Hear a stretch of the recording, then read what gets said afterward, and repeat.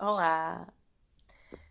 Eu queria fazer esse vídeo falando sobre três programas que têm basicamente o mesmo sobrenome ou um nome, que é rá né? Eu quero falar sobre rá de 1990, o Castelo rá e a Ilha rá são os três primeiros programas, se eu não me engano, mas um tem conexão com o outro. Claro que a marca rá ela tem diversos outros programas, produtos, mas eu vou falar só desses três.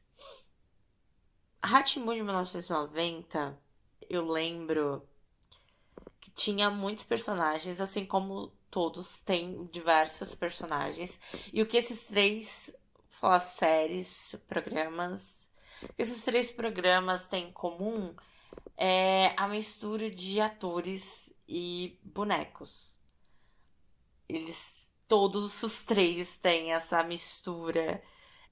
A diferença também é que rá é um programa com pequenos quadros curtos, né? Castelo rá já tem uma história ali sendo contada com pequenos quadros no meio, mas é uma história ali. E a Ilha rá é uma série. Não tem quadros no meio, assim. Pelo menos não que eu me lembre. rá ele tem vários personagens, assim, que eu lembro até hoje, que é a Cacilda, o Ari Nelson, a Darlene, o Zé. Também tinha as duas crianças, que eram os telespectadores, que ficavam assistindo e conversando com a TV. Eles eram meio que o público, né? Eles eram a ilustração de eu e você que assistia na época, que é o Ivo e a Lia. Tinha o professor Tibúrcio, a Esfinge, o Pluto, o Roy, que era o assistente do Máscara, que era o detetive, o Euclides, a Nina e a sua boneca careca. Tinha o professor Miguelin, o pinguim pianista. Tinha o Molibdênio, que esse eu tive que anotar o nome, porque eu realmente não lembrava. Eu só chamava ele do disco voador barra ET, que ele tinha a cabeça de ET e o resto do corpo era um disco voador que saía voando. E era legal o rá porque ele ali era para as crianças de pré-alfabetização, ali que estavam aprendendo as coisas. Então, ele tinha essa coisa de grande, pequeno, o barulho da água, para que serve isso, para que serve aquilo. Então, para crianças ali da sua faixa etária dos 5, 6, era bem divertido, assim, aprender as coisas. E tinha ali os seus quadros fixos, os personagens que a gente se cativavam, mas tinha pequenos quadros que explicavam sobre animais, que falavam sobre ciência. Tinha a Esfinge, que sempre ficava ali mostrando objetos, fazendo perguntas. Então era um programa muito divertido, assim, para crianças aprenderem o básico, assim, tipo, o que é tal coisa. Então, o que é eu, sabe? Tinha diversas dessas perguntas que era muito divertido de assistir. O segundo programa de que eu vou comentar aqui, né, é o Castelo rá que dispensa apresentações. Eu acho que uma geração foi impactada por Castelo rá e eu faço parte. Castelo rá ele conta a história do Nino, que é uma criança de 300 anos. E eu reassisti o primeiro episódio pra falar um pouco com vocês sobre. E o Nino, ele faz um feitiço pra a bola que o Zequinha tava saísse voando até o castelo. E ele faz isso, eu não lembrava, mas aí assistindo o primeiro episódio, ele faz isso porque ele era uma criança de 300 anos e nenhuma escola aceitava ele. E ele queria ter amigos para poder brincar. A gente fica sabendo disso por uma conversa do Dr. Victor com a Morgana, né? Então, eles estão conversando ali e, e a gente acaba entendendo o porquê o menino fez esse. Chamou, né, as três crianças, que é a Biba, o Zequinha e o Pedro, pro castelo. E tem diversos outros personagens que são icônicos, como a Celeste, o ratinho que toma banho, o porteiro, o relógio, o Mal, o Godofredo, que eram personagens fixos, né, da trama. E a gente também tinha outros personagens que eram esporádicos, a Ipora, o Etevaldo, o Bongo, a Penélope. Então, assim, tinha diversos outros personagens. Tinha também o vilão, que era o Doutor Abobrinha, que ele queria porque queria destruir o castelo e construir um prédio. Não lembro quantos andares, mas era. Ele sempre falava, o prédio de sei lá quantos andares. Então, isso era o grande vilão da história. Era muito divertido, assim, a gente assistir e acompanhar ali a história do Nino e seus amigos. Tinha episódios também que as crianças não apareciam, eram raros, mas tinham também. E assim, embora a grande diferença de rá para Castelo rá ser que tem uma história ali contínua do início do episódio ao fim, as séries, assim, você podia assistir de forma aleatória, que também não impactava tanto com a trama, né? Então era muito divertido. Eu gostava muito de assistir Castelo rá E aí eu, pesquisando algumas coisas sobre, eu descobri que Castelo rá não era pra se chamar Castelo rá. Na verdade, era pra ter tido outro nome, tipo Castelo Doutor Vitor, é, Castelo Encantado.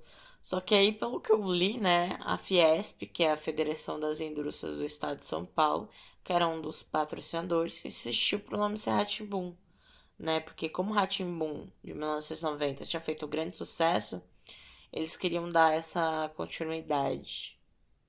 E também outra curiosidade que eu vi também é que o orçamento inicial do projeto foi de 2,5 milhões, que assim era muito dinheiro para época, um valor altíssimo. E é por isso que a gente vê o Castelo rá o nível de produção assim. Eu não sei se tem outro programa assim com por público, né, infanto-juvenil, que seja tão bem feito. Eu acredito que não tenha, como Castelo foi, assim. E acho que dificilmente terá também um programa tão bem feito voltado para esse público. Principalmente um programa brasileiro, né? O outro, né? A série que eu vou falar, que é a série Ilha rá que eu acho que dos três é o mais desconhecido, não sei se é bem a palavra certa, mas assim, que não teve o mesmo hype que os outros dois programas, né? Principalmente comparado com o Castelo. Por quê? Ilha rá ele veio com a ideia de dar continuidade para esse sucesso, né? Não dar continuidade à história, mas ser um sucesso assim como o Castelo foi. Ele veio alguns anos depois. Se eu não me engano, a Ilha rá tinha muitas pessoas ali que faziam parte da produção do castelo. Então, tinha essa vontade, né, da equipe que produziu de ter o mesmo sucesso e tal. A Ilha rá ela conta a história de cinco crianças, que é o Milton, de 7 anos, a Rosana, de 14, o Ramiro, de 9, a Mayra, de 12, Gilberto, que é o gigante, né, de 16 anos. Então, eles iam uma viagem do coral e eles acabaram perdendo a balsa. E aí eles tiveram a brilhante ideia de pegar um barco. E aí o Gilberto, que é o mais velho, falou que sabia dirigir, só que eles esqueceram de olhar se tinha combustível, né, no barco. E aí eles acabaram ficando perdidos entre o Brasil e a África nesse meio caminho. A gente fica sabendo disso porque o Milton, né, que é o Micobre, o apelido dele, ele é muito inteligente, assim, muito inteligente. E aí ele tava com o notebook dele e ele viu essas informações. Só que aí o Nefasto é o vilão da história. A gente não sabe o que que ele é e ele só vê assim por umas telas, né? A vida humana, e aí ele quer ver como os humanos se comportam para depois conquistar. Então ele faz de uma forma ali para que aquele barco chegue na ilha. Essa ilha que não é mostrada nos mapas, nem por satélite, não aparece. As crianças elas acabam chegando nessa ilha que é cheia de criaturas estranhas, né? O Nefasto mesmo, ele tem dois insetos gigantes que andam com ele. Além disso, tem uma família de coisas, que são monstros que a gente também não sabe o que é. E aí também tem a Nhanhanhã. Até hoje eu não sei pronunciar direito. Tem a Hipácia, eu acho que é o nome dela. Não, me desculpem se eu pronunciei errado. Tem diversos outros personagens também. Ah, tem os três narradores, né? Que é uma preguiça, um pássaro. Eu acho que o outro é um tatu, não tenho certeza. Que são, de vez em quando, eles aparecem assim, e eles falam alguma coisa. São tipo os três narradores da história. E aí, a série ela vai retratando essas cinco crianças ali tendo que se adaptar à ilha, e tentando voltar para casa e se defender do nefasto.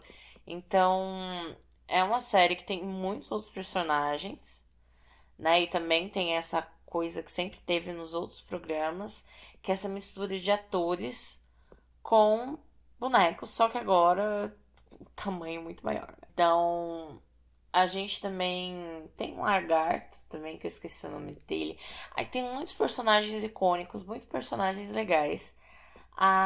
Eu acho que ele devia ter tido um reconhecimento maior que teve, pelo menos eu assisti, mas no meio das pessoas em que eu convivia não falavam tanto como de outros programas da cultura, mas era uma série muito boa. Eu espero que vocês tenham gostado do vídeo. Eu só tô comentando, eu não tô falando sobre o episódio, falando sobre cada série a fundo. É só pra gente relembrar, assim, saudosamente, né, da série. E se você gostou, curte, se inscreve, compartilha. Espero que você tenha gostado. E tchau, tchau.